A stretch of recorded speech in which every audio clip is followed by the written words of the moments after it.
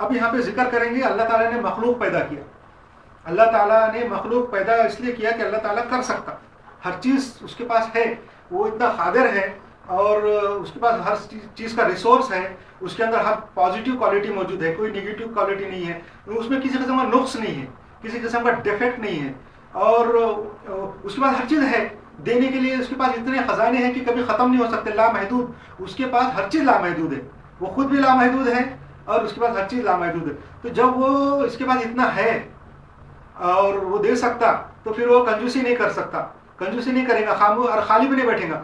کچھ سب کچھ ہونے کے باوجود بھی خالی بیٹھنا, کچھ نہیں کرنا, عیدی بیٹھنا, السی بیٹھنا ایک نگیٹو کوالٹی ہے, اس لیے وہ السی نہیں ہو سکتا, اس لیے اس نے پیدا کیا. اب کائنات میں اس نے کیا کیا پیدا کیا وہ اللہ ہی جانتا ہے, اور ہم جو آبزرویشن کر رہے ہیں, سائنس سے جو دیکھ رہے کر رہے, پتہ چلتا کہ انسان ہے, جانور ہے, مخلوق ہے دوسری, اور ہزاروں قسم کے کیڑے مکوڑے ہیں زمین کے اوپر, اور آسمان میں کہکشاں میں زمینیں ہیں, کیا کیا اور پیدا کیا وہ اللہ کو ہی معلوم ہے. ہم کو اللہ تعالیٰ نے بتایا کہ جن پیدا کیے ہیں, فرشتے پیدا کیے ہیں, اور بھی کوئی مخلوق ہے اللہ نے جو پیدا کی ہے.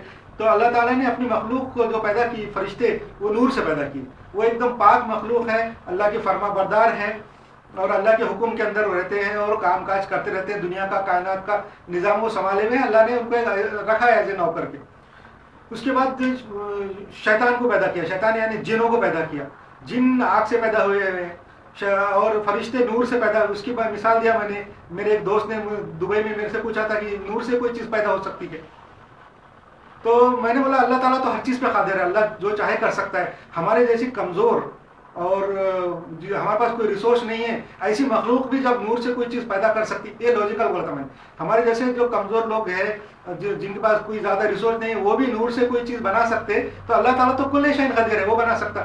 مثال دیا تھا میں نے ٹی وی کے اسکرین کے اوپر, ہم اور کمپیوٹر کی اسکرین پہ جو فوٹو دیکھتے, ویڈیو دیکھتے, وہ نور سے پیدا ہوئے ہوئے ہیں. اس کے اوپر جو ہے سینما کے اندر, ٹاکیز میں, تھیٹرز کے اندر جو ہے سینما کا جو اسکرین رہتا, اس کے اوپر جب ہم جو فوٹوਆਂ دیکھتے رہتے, جو ریل دیکھتے رہتے, وہ جو فوٹو اور وہ ویڈیو کیا ہے, وہ نور ہے. ایک مثال تھی یہ. ویسا اللہ تعالیٰ تو کل شیء قدیر, وہ تو حقیقت میں بھی نور سے پیدا کر سکتا. نور اصل میں ایک انرجی ہے. آج کل کی جدید سائنس تو یہ بتاتی کہ یہ جو مٹیریل ہے, یہ مٹی ہے, مادہ ہے, وہ بھی اصل میں ایک انرجی ہے. انرجی کی ایک کنڈینس شکل ہے, کثیف, ایک دم جمی ہوئی انرجی کی شکل ہے یہ مٹی اور یہ مادہ. اور جو اس کی جو لطیف شکل ہے انرجی, وہ ہے انرجی جو نور ہے. تو جب اللہ تعالیٰ وہ نور کو, وہ انرجی کو کثیف کر کے, کنڈینس کر کے مٹی بنا سکتا اور مٹی سے انسان بنا سکتا, تو وہ جو پیور جو نور سے اور انرجی سے فرشتے بھی بنا سکتا, اس کے اندر سے نکلی ہوئی حرارت سے شیطان بھی بنا سکتا.